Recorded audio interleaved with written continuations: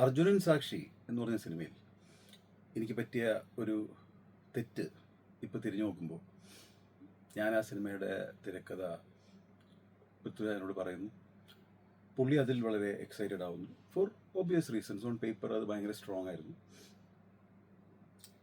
അതിനുശേഷം അങ്ങനെ ഒരു വാലിഡേഷൻ ആ സ്ക്രിപ്റ്റിന് കിട്ടിയതിന് ശേഷം I stop working on that script. ഞാനൊരു നടനോട് കഥ പറഞ്ഞതിന് ശേഷം നമുക്ക് ഏതാണ്ട് 7-8 മാസങ്ങൾക്ക് ശേഷമാണ് അതൊരു സിനിമയാവുന്നത്, ഷൂട്ട് ചെയ്യുന്നത്. 7-8 മാസക്കാലം ആ സ്ക്രിപ്റ്റിൽ ഞാൻ വർക്ക് ചെയ്തില്ല എന്നുള്ളതാണ് ഇപ്പോൾ തിരിഞ്ഞു നോക്കുമ്പോൾ ആ സിനിമയിൽ ഞാൻ സംഭവിച്ച വലിയൊരു മിസ്റ്റേക്ക് എന്ന് പറയുന്നത്. ആ സിനിമ ഇപ്പോൾ ഒരുപാട് പേർക്ക് ഇഷ്ടമുള്ള ഒരു സിനിമയാണ്. എൻ്റെ പ്രിയപ്പെട്ട സിനിമകളിലൊന്നെന്ന് കരുതുന്ന ഒരുപാട് പേരുണ്ട്. ആ സിനിമയ്ക്ക് ഒരു കൾട്ട് ഫോളോയിങ് ഉണ്ട്. ഇപ്പോൾ പലപ്പോഴും മെട്രോയോ അത് ബന്ധപ്പെട്ട വിഷയങ്ങൾ വരുമ്പോൾ പല വാർത്താ മാധ്യമങ്ങൾ ഇപ്പോഴും എന്നെ വിളിക്കാറുണ്ട് ആ സിനിമയെ സംബന്ധിച്ച്. കാലങ്ങൾക്ക് മുന്നേ സഞ്ചരിച്ച സിനിമയായിരുന്നു എന്നൊക്കെ പറയുന്നുണ്ട്. പക്ഷെ എന്നെ സംബന്ധിച്ച് ആ സിനിമ ഒരു നിരാശയാണ്. കാരണം it had so much potential and I had time. ആ സമയം ഞാൻ വേണ്ട പോലെ വിനിയോഗിച്ചില്ല എന്നുള്ളതാണ്.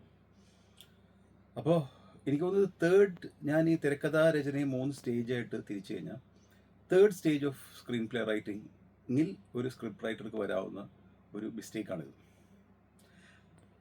അതായത് ഒരു സ്ക്രിപ്റ്റ് എഴുതി, ആ സ്ക്രിപ്റ്റ് ഒരു നടനിലേക്ക് നിർമ്മാതാവിൽ എത്തിച്ച് അവിടെ നിന്ന് ഒരു വാലിഡേഷൻ കിട്ടിയതിന് ശേഷം അതിനുശേഷം അത് ചിത്രീകരിക്കാൻ ഉള്ളൊരു സമയമുണ്ടല്ലോ, ആ സമയത്തിനുള്ളിൽ അല്ലെങ്കിൽ ചിത്രീകരണ വേളയിൽ ആ സ്ക്രിപ്റ്റിന് തീർച്ചയായിട്ടും ഒരു വളർച്ച വേണ്ടതുണ്ട് എന്നുള്ളതാണ് എൻ്റെ വ്യക്തിപരമായ അഭിപ്രായം. അത് ആ സിനിമയിൽ ഉണ്ടായില്ല. അപ്പോൾ എനിക്ക് തോന്നുന്നൊരു തേർഡ് ലെവലിൽ അതിൽ നിന്ന് പഠിക്കാനുള്ളൊരു കാര്യം, ഞാൻ പഠിച്ചൊരു കാര്യം പിന്നീടുള്ള സിനിമകൾ, ഒരിക്കലും നമ്മൾ ഒരു ആൾ ഗംഭീരമെന്ന് പറഞ്ഞുകൊണ്ട് അതിൽ ഓവർവെൽംഡ് ആവാതിരിക്കുക.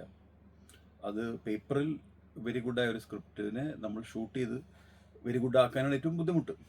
അപ്പോൾ അതിൽ നമ്മൾ കണ്ടിന്യൂസ്ലി വർക്ക് ചെയ്തുകൊണ്ടിരിക്കുക.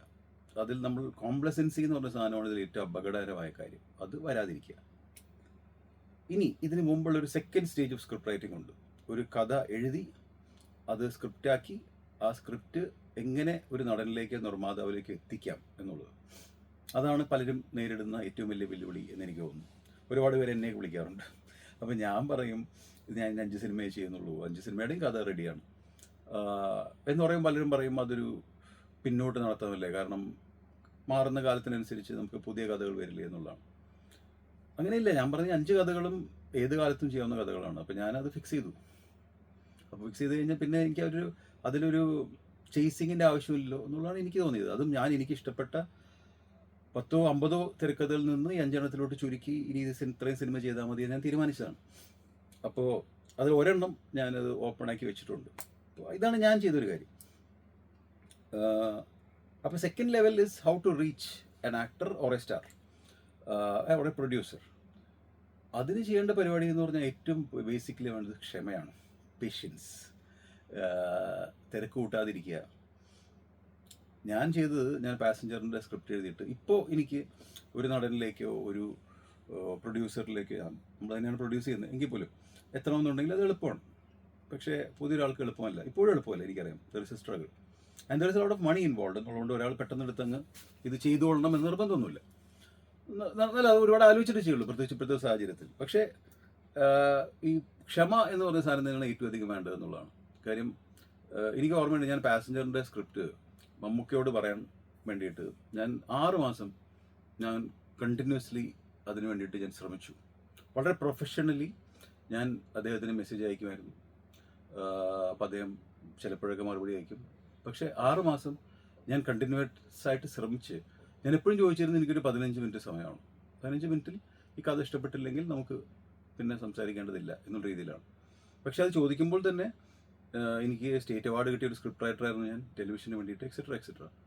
അപ്പോൾ അത്തരം കാര്യങ്ങൾ ചെയ്യാൻ സാധിച്ചാൽ മറ്റു പല രീതിയിൽ, ഇപ്പോൾ യൂട്യൂബ് അങ്ങനത്തെ മറ്റു പല മേഖലകളുണ്ടല്ലോ, അതിലൂടെയൊക്കെ നിങ്ങൾക്ക് ഒരുപാട് പുതിയ സംഭവങ്ങൾ ചെയ്യാനുള്ള ഓപ്പർച്യൂണിറ്റീസ് ഉണ്ട്. ഇപ്പോൾ നമ്മളിപ്പോൾ നേരത്തെ പറഞ്ഞ ഒബ്സഷൻ തന്നെ ആക്ച്വലി അതിൻ്റെ film maker was A YouTube film maker. ആ യൂട്യൂബിലെ ക്ലിപ്പ് കണ്ടിട്ടാണ് ഒരു പ്രൊഡ്യൂസർ അയാളുടെ അടുത്തേക്ക് വന്നത്. അത് നമ്മൾ ഫിലിം മേക്കറെ കുറിച്ചാണ്. No, we have to think about a screen writer and film maker separate ആക്കാൻ ബുദ്ധിമുട്ടാണ്. പക്ഷേ ഈ വ്ളോഗിൻ്റെ ഉദ്ദേശം അതാണ്. ഇനി അപ്പോൾ രണ്ടാമത്തെ സ്റ്റേജിൽ ഒരു സ്ക്രിപ്റ്റ് എഴുതി അത് ഒരാളിലേക്ക് എത്തിക്കാൻ വേണ്ടത് ക്ഷമ, പ്രീവിയസ്ലി ബുദ്ധിപൂർവ്വം നമ്മൾ ചെയ്തു വെച്ചിട്ടുള്ള നമ്മളുടെ എന്തെങ്കിലുമൊക്കെ വർക്കുകൾ, അതൊക്കെ അതിന് ഉപകരിക്കും. ഇനി first and primary question, how to write a screen play. അത് എഴുതിയിട്ട് വേണമല്ലോ ഇതിലോട്ട് എത്താൻ. അതാണ് മറ്റു പലർക്കുള്ള ഒരു വലിയ ചോദ്യം എന്ന് പറയുന്നത്. എനിക്ക് ഓർമ്മയുണ്ട്, ഞാൻ തൃശ്ശൂർ ഡോൺ ബോസ്കോ മണ്ണുത്തി സ്കൂളിൽ പഠിക്കുമ്പോൾ 8ാം ക്ലാസ്സിലോ മറ്റോ പഠിക്കുമ്പോൾ ഞാൻ രാവിലെ പത്രത്തിലൊരു പരസ്യം കണ്ടു. പഞ്ചാഗ്നി എന്ന് പറഞ്ഞ സിനിമ, MT സാറിൻ്റെ സിനിമ, ഹരിഹരൻ സാർ ഡയറക്റ്റ് ചെയ്തിട്ടുള്ള സിനിമയുടെ സ്ക്രീൻ പ്ലേ മാതൃഭൂമി പബ്ലിഷ് ചെയ്തു എന്ന് പറഞ്ഞിട്ട്. അപ്പോൾ ഞാൻ ആ വാർത്ത അറിഞ്ഞിട്ട്, ഞാൻ അന്ന് 20 രൂപയോ 10 രൂപയോ മറ്റാണ് പുസ്തകത്തിൻ്റെ വില. അപ്പോൾ ഞാൻ അതെങ്ങനെയോ വീട്ടിൽ നിന്ന് ഒപ്പിച്ച് തിരിച്ച് സ്കൂളിൽ നിന്ന് വരുമ്പോൾ നടുവിലാൽ സ്റ്റോപ്പിൽ ഇറങ്ങി. അതിന് തൊട്ടപ്പുറത്താണ് കറണ്ട് ബുക്സ്. ഈ കറണ്ട് ബുക്സിൽ നിന്ന് ഈ പഞ്ചാഗ്നി എന്ന് പറഞ്ഞ തിരക്കഥ വാങ്ങിച്ച് അവിടെ നിന്ന് ഞാൻ പടിഞ്ഞാറേക്കോട്ട വീട് വരെ നടന്നു. അന്ന് വീട്ടിലെത്തി വളരെ ആവേശത്തോടെ ആ തിരക്കഥ വായിച്ച് എനിക്ക് ഓർമ്മയുണ്ട്. അപ്പോൾ കുറേ കാലത്തേക്ക് MT സാറിൻ്റെ വലിയൊരു ഇൻഫ്ലുവൻസ് എനിക്കിലുണ്ടായിരുന്നു. പഞ്ചാഗ്നിയിലൊക്കെ പറയുന്നത് നായിക ജയിലിൽ നിന്ന് വന്നിരിക്കുകയാണ്. ഇപ്പോൾ വീടിൻ്റെ തിണ്ണയിലിരിക്കുമ്പോൾ അനിയൻ കയറി വരികയാണ്.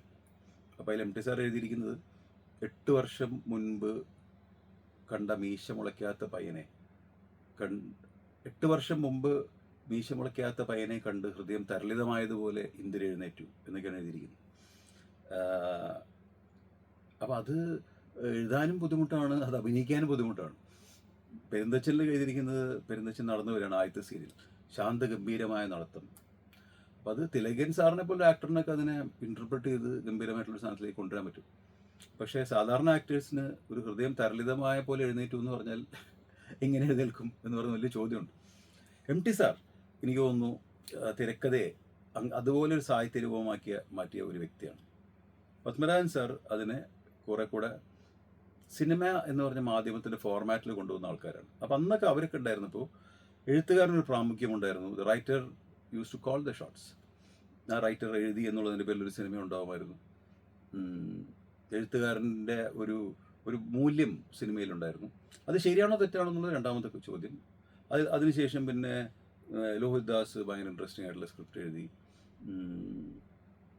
അതൊക്കെ കഴിഞ്ഞപ്പോൾ ഇപ്പോൾ എനിക്ക് തോന്നുന്നു മലയാള സിനിമയിൽ റൈറ്റർ എന്ന് പറഞ്ഞൊരു ആസ്പെക്റ്റ് എത്രമാത്രം പ്രാമുഖ്യം അതിന് കൊടുക്കുന്നുണ്ട് എന്നെനിക്ക് സംശയമുണ്ട്.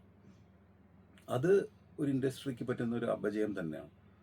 ഒരു റൈറ്റർ ഇല്ലാതെ ഒരിക്കലും ഒരു സിനിമ ഉണ്ടാവുന്നില്ല. ഇപ്പോൾ ODCയുടെയൊക്കെ ഒരു ആക്ടർ പറഞ്ഞത് കേട്ടു, അയാൾ സ്ക്രിപ്റ്റ് വായിക്കാതെയാണ് ആ സിനിമ സൈൻ ചെയ്തത്. പക്ഷേ കാരണം ഒരു നല്ല ഡയറക്ടർക്ക് ഒരു തിരക്കഥ ഇല്ലാതെ സിനിമ ഉണ്ടാക്കാൻ പറ്റും എന്ന് അയാളുടെ എക്സ്പീരിയൻസിൽ അയാൾക്ക് പറഞ്ഞു. അത് ശരിയായിരിക്കാം, പക്ഷേ ആ ഡയറക്ടറുടെ തലയിൽ ആ സിനിമയുണ്ട്, സ്ക്രിപ്റ്റ് ഉണ്ട്, അയാൾ തന്നെയാണ് എഴുതുന്നതെന്ന് പറഞ്ഞ സംഭവമുണ്ട്. അയാളെല്ലാം എഴുതുന്നെങ്കിൽ തീർച്ചയായിട്ടും നമുക്കൊരു തിരക്കഥയുടെ ആവശ്യമുണ്ട്. അപ്പോൾ how to write a screen play, അതെങ്ങനെ എഴുതണം? പലരുടെയും ഏറ്റവും അടിസ്ഥാനപരമായ സംശയം ഇത് റൈറ്റ് സൈഡിൽ ഡിസ്ക്രിപ്ഷൻ, ലെഫ്റ്റ് സൈഡിൽ റൈറ്റ് സൈഡിൽ ഡയലോഗ്സ്, ലെഫ്റ്റ് സൈഡിൽ ഡിസ്ക്രിപ്ഷൻ, അതാണോ അതിൻ്റെ ഫോർമാറ്റ് എങ്ങനെയാണ്, എക്സെട്ര. ഞാൻ തിരക്കഥ എഴുതാൻ നോക്കിയ സമയത്ത് ഈ പഞ്ചാഗ്നി വായിച്ചതിന് ശേഷം ഒരുപാട് തിരക്കഥകൾ വായിക്കുകയും, അപ്പോൾ ആ സമയത്തൊക്കെ ഈ നാന പോലത്തെ മാഗസിനിലൊക്കെ ഗണ്ടശ ഷൂട്ടിംഗ് നടന്നുകൊണ്ടിരിക്കുന്ന തിരക്കഥകൾ പബ്ലിഷ് ചെയ്ത് വരാറുണ്ട്. അപ്പോൾ അന്ന് കാണാമറയത്തിൻ്റെ സ്ക്രിപ്റ്റൊക്കെ വായിക്കുന്ന എനിക്ക് ഓർമ്മയുണ്ട്. ഇന്നലെ വരെയൊക്കെ അതുണ്ടായിരുന്നു. ആദ്യത്തെ ഒരു 10-18 സീനൊക്കെ അപ്പാടെ പബ്ലിഷ് ചെയ്യുന്നൊരവസ്ഥയൊക്കെ ഉണ്ടായിരുന്നു. അത്രയും സുതാര്യമായിരുന്നു അന്നൊക്കെ. അപ്പോൾ റൈറ്റർ എന്ന് പറയുന്ന ആൾ ബേസിക്കലി അയാൾക്കുണ്ടാവേണ്ടത്, ഇത് അൺഫോർച്ചുനേറ്റ്ലി പിന്നീട് നമുക്ക് മനസ്സിലാവുന്ന ഒരു കാര്യം, cinema is A film makers medium, directors medium, അത് റൈറ്റേഴ്സ് മീഡിയം അല്ല. ഇപ്പോൾ ഞാൻ സിനിമയിൽ വന്നൊരു ഡയറക്ടർ ആവാനുള്ള കാരണം ഒരു ഡയറക്ഷൻ എക്സ്പീരിയൻസ് ഒന്നും ഇല്ലാതിരുന്നിട്ടും എൻ്റെ ആഗ്രഹമുള്ള സിനിമ ഉണ്ടാക്കാൻ ഒരേ ഒരു വഴി ഞാൻ സംവിധായകനാവുക ഞാൻ തിരിച്ചറിഞ്ഞതുകൊണ്ടാണ്.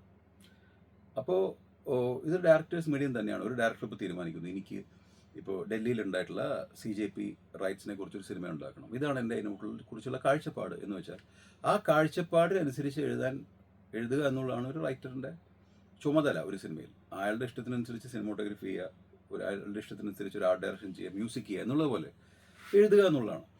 അപ്പോൾ എഴുതാൻ കഴിവില്ലാത്തൊരു ഡയറക്ടർ ഒരു റൈറ്ററിനെയും കൂടെ ചേർത്ത് അയാളുടെ കൂടെ ഇഷ്ടങ്ങൾ വെച്ച് എഴുതുന്നു എന്നുള്ളതാണ്. അപ്പോൾ ആ രീതിയിൽ റൈറ്റർ ലിമിറ്റഡ് ആണ് സിനിമയിൽ. എന്നാൽ ആ റൈറ്ററുടെ കോൺട്രിബ്യൂഷൻ നമുക്ക് ഒരിക്കലും കുറച്ച് കാണാൻ പറ്റില്ല. ആ കുറച്ച് കണ്ടാൽ അതായിരിക്കും ഒരുപക്ഷെ നമ്മൾ ചെയ്യുന്ന ഏറ്റവും വലിയ മിസ്റ്റേക്ക് ആസ് എ പ്രൊഡ്യൂസർ. കാരണം നമ്മൾ ഒരുപാട് പണം ചിലവാക്കിയൊരു സിനിമ ഉണ്ടാക്കുന്നു, പക്ഷേ ബേസിക്കലി അതിൻ്റെ റൈറ്ററിന് വേണ്ട ഒരു ബഡ്ജറ്റ്, റൈറ്ററിന് അത് എഴുതാനുള്ളൊരു സൗകര്യം, സമയം, അതൊന്നും നമ്മൾ പലപ്പോഴും ബഡ്ജറ്റ് ചെയ്യാറില്ല. അപ്പോൾ പുതിയൊരാൾ എഴുതുമ്പോൾ ബേസിക്കലി അയാളുടെ ചിന്ത വേണ്ടതെന്ന് വെച്ചാൽ നമ്മൾ ഈ cinema if you want to make a career as a writer, ആ റൈറ്റർ ബേസിക്കലി ഒരു കോമേഴ്സ് അറിയുന്ന ഒരാളായിരിക്കും. ഇപ്പോഴത്തെ നമ്മുടെ ഒരു മാർക്കറ്റിലേക്ക് ഒരു സാധനം ഇറക്കി വിടുകയാണല്ലോ. അപ്പോൾ യു ആർ ദ ക്രിയേറ്റർ എന്ന് പറയില്ലേ. ഇപ്പോൾ ഒരു പുതിയ വീഡിയോ ഗെയിം ഒരാൾ ക്രിയേറ്റ് ചെയ്യണം, അല്ലെങ്കിൽ പുതിയൊരു സോപ്പ് ഉണ്ടാക്കുകയാണ്. അപ്പോൾ അവർ നോക്കുമല്ലോ ഇത് എന്ത് ടൈപ്പ് ഓഫ് കൺസ്യൂമേഴ്സ് ആണുള്ളത്, എന്ത് മാർക്കറ്റാണുള്ളത്, എന്ത് തരം ഓഡിയൻസിലേക്കാണ് നമ്മൾ വിൽക്കാൻ ശ്രമിക്കുന്നത്. അതുപോലെ തന്നെ ഒരു റൈറ്ററിന് ചിന്തിക്കാൻ പറ്റണം. അയാളിപ്പോൾ ഈ ഒരു അവസ്ഥയിൽ ഇപ്പോൾ എന്ത് തരത്തിലുള്ള സിനിമ നമുക്ക് ചെയ്യാം. അപ്പോൾ അത്തരത്തിലൊരു സിനിമ എഴുതാൻ അയാൾക്ക് സാധിക്കുക എന്നുള്ളതാണ് റൈറ്ററിൻ്റെ ഏറ്റവും വലിയ വെല്ലുവിളി. അതിനുശേഷം ഉള്ളതെന്ന് പറഞ്ഞൊരു ഇതൊരു ലോൺലി ജോലിയാണ്. ഇപ്പോൾ ടീം ഓഫ് റൈറ്റേഴ്സ് ഒക്കെ ഉണ്ടെങ്കിൽ പോലും എനിക്ക് ഒരാൾ ഫിസിക്കലി ഇരുന്ന് എഴുതണമല്ലോ ഈ സംഭവം. അപ്പോൾ അതൊരു ലോൺലി ജോലിയാണ്. ഇപ്പോൾ ഞാനിപ്പോൾ അടുത്ത് ചെയ്യണമെന്ന് ഉദ്ദേശിക്കുന്ന സിനിമയുടെ സ്ക്രീൻ പ്ലേ എല്ലാം ഞാൻ എഴുതിയിട്ടുണ്ട്. ഞാനത് അതിനെ രാഗി മിനുക്കിക്കൊണ്ടിരിക്കുകയാണ്. But then I have to write it physically, I have to write the dialogues. അത് പലപ്പോഴും 1-2 ദിവസം കൊണ്ടാണ് എഴുതുക. അപ്പോഴേക്കും നമ്മുടെ ക്യാരക്ടേഴ്സ് അത്രയും നമ്മുടെ മനസ്സിൽ വന്നിട്ടുണ്ടോ. പക്ഷേ ആ അവസ്ഥ വരെ എത്തുക എന്ന് പറയുന്ന സാധനം ഉണ്ടല്ലോ, അവിടെയാണ് നമ്മളുടെ ഏറ്റവും വലിയ മിടുക്ക് എന്ന് പറയുന്നത്. അപ്പോൾ എഴുതുമ്പോൾ അങ്ങനത്തെ ഒരു കഥ കണ്ടെത്തുക, ആ കഥയിൽ പ്രേക്ഷകർ ഇതിൽ കാണാൻ ആഗ്രഹിക്കുന്നു നമ്മൾ വിചാരിക്കുന്ന ഒരു സംഭവം എന്നുള്ളിടത്താണ് ഇത് ട്രിക്കിയായി പോകുന്നത്. പ്രേക്ഷകർ എന്ത് കാണാൻ ആഗ്രഹിക്കുന്നു ആർക്കും അറിയില്ല. പ്രേക്ഷകർ പുതുതായിട്ട് എന്ത് കൊടുത്താലും കാണാൻ ആഗ്രഹിക്കുന്ന ആൾക്കാരാണ്. അപ്പോൾ ആസ് എ റൈറ്റർ ഒരു നല്ല കഥാകൃത്ത് പലപ്പോഴും ഒരു നല്ല തിരക്കഥാകൃത്ത് ആവാറില്ല. പലപ്പോഴും നമ്മൾ കണ്ടിട്ടുണ്ട്. എനിക്ക് തോന്നുന്നു MT സാറും പത്മരാജൻ സാറും ഒക്കെയാണ് ഇതിൽ ഏക അപവാദം എന്ന് തോന്നുന്നു. അപ്പോൾ അതിൻ്റെ കാരണം അവർക്ക് ഈ റൈറ്റിംഗ് ഫോർ ദ സ്ക്രീൻ എന്ന് പറയുന്നത് it's A totally different art എന്നാണ് എനിക്ക് തോന്നുന്നത്. അത് പഠിപ്പിക്കാൻ പറ്റുമെന്ന് ചോദിച്ചാൽ അതിൻ്റെ ഒരു ടെക്നിക്കാലിറ്റീസ് ഒരു പക്ഷേ നമുക്ക് പഠിപ്പിക്കാൻ പറ്റും. പക്ഷേ അതുകൊണ്ട് ഒരാൾ അങ്ങനെ എഴുതുമോ എന്ന് ചോദിച്ചാൽ അത് നമുക്ക് പറയാൻ പറ്റും. ഒരാളുടെ വ്യക്തിപരമായിട്ടുള്ള അത് ചിന്തകൾ, വളർച്ച, കാഴ്ചപ്പാട്, അവർ ജീവിച്ച സാഹചര്യങ്ങൾ എന്നുള്ളതൊക്കെ ഭയങ്കര ഇമ്പോർട്ടൻ്റ് ആണ്. എനിക്ക് ഈ അടുത്ത് പുതിയ ഫിലിം മേക്കേഴ്സിൽ എനിക്ക് ഭയങ്കര ഇഷ്ടമുള്ള സ്ക്രീൻ പ്ലേസ് വന്നിട്ടുള്ളത് ഗിരീഷ് ഷെഡിയുടെ സ്ക്രീൻ പ്ലേസ് ആണ്. ഞാൻ ഗിരീഷിനോട് പലപ്പോഴും മെസ്സേജ് അയച്ചിട്ടുണ്ട്. എനിക്ക് സൂപ്പർ ശരണയിലൊക്കെ ചില സീൻസൊക്കെ എനിക്ക് ഭയങ്കര ഇഷ്ടമാണ്. It's directly from life. അവലോസുണ്ട കൂട്ടുകാർ കണ്ടാൽ നാണക്കേടാവെന്ന് ചോദിച്ചാൽ പുറത്തേക്ക് കളഞ്ഞു എന്നൊക്കെ പറഞ്ഞാൽ ഇറ്റ്സ് സോ മച്ച് കണക്റ്റഡ്. ഞാനത് ചെയ്തിട്ടുണ്ടോ എന്നൊക്കെ ഞാൻ ആലോചിച്ചു. അപ്പം അത്തരത്തിൽ നമ്മുടെ ജീവിതത്തിൽ നമ്മൾ കണക്ട് ചെയ്ത് നമ്മൾ കൊണ്ടുവരുന്ന ഒരു സംഭവം ഉണ്ടല്ലോ, അതെപ്പോഴും ജെനുവിനായിരിക്കും. നമ്മൾ ശൂന്യാകാശത്തു നിന്ന് ഒരു കഥ ഉണ്ടാക്കേണ്ട കാര്യമില്ല. നമുക്ക് ചുറ്റും നമ്മുടെ മുന്നിൽ നമ്മൾ ജീവിച്ച ജീവിത സാഹചര്യങ്ങളിൽ കഥയുണ്ട്. അതിൽ നിന്ന് ഒളിച്ചോടാതെ അതിനൊരു കഥ കണ്ടെത്തി അതിനൊരു ജീവിതം കണ്ടെത്താൻ ശ്രമിച്ചാൽ ഒരുപക്ഷെ നമ്മളിപ്പോൾ കണ്ടുകൊണ്ടിരിക്കുന്ന ഒക്കെ ഭയങ്കര സൂപ്പർമാൻ കഥകളൊക്കെ ആയിരിക്കാം. പക്ഷെ അതിൻ്റെ ഉള്ളിൽ നമുക്കൊരു ഐഡൻറ്റിറ്റി ഉണ്ടാക്കാൻ സാധിക്കുന്നതാണ് എനിക്ക് തോന്നുന്നത്. ഈ പുതിയ ഡയറക്ടേഴ്സിൽ അങ്ങനെ ഐഡൻറ്റിറ്റി ഉണ്ടാക്കാൻ സാധിച്ചിട്ടുള്ള ഗിരീഷാണ്. അതിൻ്റെ കാരണം പുള്ളിയുടെ സ്ക്രീൻ പ്ലേസ്, അത് കൊളാബറേഷൻസ് ആണെങ്കിലും എലോൺ ആണെങ്കിലും ഒറ്റയ്ക്കാണെങ്കിലും അതിനകത്തെല്ലാം പുള്ളിയുടെ ജീവിത സാഹചര്യവും പുള്ളി വളർന്നിട്ടുള്ള കാഴ്ചപ്പാടും കാര്യങ്ങളെല്ലാം ഉണ്ട്. അത് വലുതായിട്ട് പ്രകീർത്തിക്കപ്പെടുകയോ ഭയങ്കരമായിട്ടുള്ള ഗ്രാൻഡ് സ്ക്രീൻ റൈറ്റിംഗ് ആണെന്ന് പറയുകയോ ചെയ്യുന്ന നിർബന്ധമില്ല. പക്ഷേ ഓട്ടോമാറ്റിക്കലി ഇത് ഓഡിയൻസ് നോസ് എന്നുള്ളതാണ്. Again that is A film maker എന്ന് പറഞ്ഞൊരു സാധനമുണ്ട്. റൈറ്റർ എലോൺ അല്ല. അപ്പോൾ റൈറ്റർ എലോൺ എന്നുള്ള സംഭവത്തിന് ഒരു എക്സിസ്റ്റൻസ് സത്യം പറഞ്ഞ സിനിമയിൽ കുറവാണ്. അതുകൊണ്ട് തന്നെയാണ് ഇപ്പോൾ റൈറ്റേഴ്സ് എല്ലാവരും ഡയറക്റ്റ് ചെയ്യാൻ ശ്രമിക്കുന്നതും. അത് ഒരു തെറ്റുമല്ല. പക്ഷേ എങ്കിലും ഞാൻ വിശ്വസിക്കുന്നു ഇവിടെ നമുക്ക് നല്ല റൈറ്റേഴ്സിൻ്റെ അഭാവമുണ്ട്. നല്ല റൈറ്റർക്കൂടെ സ്പേസ് ഉണ്ട് who can actually collaborate and contribute to a lot of directors vision. കാരണം പലപ്പോഴും ഇവിടെ ഇപ്പോൾ കണ്ടുകൊണ്ടുവരുന്നത് ഭയങ്കര വലിയ വലിയ സിനിമകൾ പ്രൊഡ്യൂസേഴ്സ് ഡയറക്ടേഴ്സ് അറ്റംപ്റ്റ് ചെയ്യുന്നുണ്ട്. എന്നാൽ അതിൻ്റെ സ്ക്രീൻ പ്ലേയിൽ ഒരു കമേഴ്ഷ്യൽ കമേഴ്ഷ്യൽ ഒരു കറക്റ്റായിട്ട് ആ മിക്സ് അറിയുന്ന മനസ്സിലാക്കുന്ന എഴുതുന്ന റൈറ്റേഴ്സ് കുറവാണ്. ഈ അടുത്ത് സ്പൈഡർമാൻ ബ്രാൻഡ് ന്യൂ ഡേ കണ്ടപ്പോൾ I felt it was beautifully written. അപ്പോൾ ഞാനത് നോക്കിയപ്പോൾ അവർക്കൊരു ടീം ഓഫ് റൈറ്റേഴ്സ് ഉണ്ട്. മറ്റേ അവെഞ്ചേഴ്സ് അവിടെ they are working on characters. ഒരു ടീം ഓഫ് റൈറ്റേഴ്സ് ഇരുന്ന് അത് ഗംഭീരമായിട്ട് കൊളാബറേറ്റ് ചെയ്തിട്ട് അങ്ങനെ ഒരു പ്രസ്ഥാനം ഉണ്ടാവുകയും അതിനോടൊരു ബഡ്ജറ്റ് ചെയ്യുകയും മന്ത്ലി പേയിലൊക്കെ വർക്ക് ചെയ്യുന്ന റൈറ്റേഴ്സ് ഉണ്ടായിരുന്നു. അതിവിടെയും നടക്കുന്നുണ്ട്. ഈയിടെ കുറച്ച് 1-2 വർഷം മുമ്പ് 1-2 വെബ് സീരീസ് ഒക്കെ ചെയ്യാനുള്ള ഓഫർ ഉണ്ടായപ്പോൾ ഹിന്ദിയിലൊക്കെ അവിടെയൊക്കെ അങ്ങനെ ഉണ്ട്. Because they are hiring writers and they are actually paying for them on A monthly basis. ഇത് നടന്നാലും ഇല്ലയോ എന്ന് നമുക്ക് അറിയില്ലല്ലോ. എങ്കിൽ പോലും അതുണ്ട്. മലയാളത്തിലും അത് സംഭവിക്കുന്നുണ്ടെന്നുള്ളത് എനിക്ക് ഭയങ്കര പ്ലസൻ്റ്ലി ഞാൻ മനസ്സിലാക്കിയ ഒരു കാര്യമാണ്. ഒരു പ്രാവശ്യം ഒരു റൈറ്റർ എന്നെ വിളിച്ച് സംസാരിച്ച് പറഞ്ഞാൽ ഞാനിപ്പോൾ ഇന്ന പ്രൊഡക്ഷൻ കമ്പനിയിൽ വർക്ക് ചെയ്യാണ്. അതൊരു മലയാളത്തിൽ വലിയൊരു താരത്തിൻ്റെ കമ്പനിയാണ്. അപ്പോൾ കമ്പനി ഹാസ് ഹയർഡ് ഹിം. ഒരു ശമ്പളം കൊടുത്തിട്ട് അവരുടെ ഒരു കോൺസെപ്റ്റ്സ് ഡെവലപ്പ് ചെയ്യാൻ there is A team of writers and they are developing that scripts. അപ്പോൾ അത് കേട്ടപ്പോൾ എനിക്ക് ഭയങ്കര സന്തോഷം തോന്നി. I think that is the way forward. അപ്പോൾ റൈറ്റേഴ്സിനെ നമ്മൾ അതുപോലെ ഇരിക്കുകയും അങ്ങനത്തെ കൊളാബറേഷൻസ് ഉണ്ടാവുകയും, ഇനി അതല്ലെങ്കിൽ ഇത് പറഞ്ഞല്ലോ ഒറ്റയ്ക്ക് ചെയ്യേണ്ട ഒരു ജോലിയാണെന്ന് പറഞ്ഞല്ലോ. ഒറ്റയ്ക്ക് എഴുതുന്ന ഗംഭീരമായിട്ടുള്ള ഒരു സ്ക്രിപ്റ്റ് നിങ്ങളുടെ കയ്യിലുണ്ടെങ്കിൽ അത് വെച്ച് നിങ്ങൾ സ്ട്രഗിൾ എന്ന് പറയുന്ന വാക്കിന് അർത്ഥമില്ലെന്നാണ് എനിക്ക് തോന്നുന്നത്.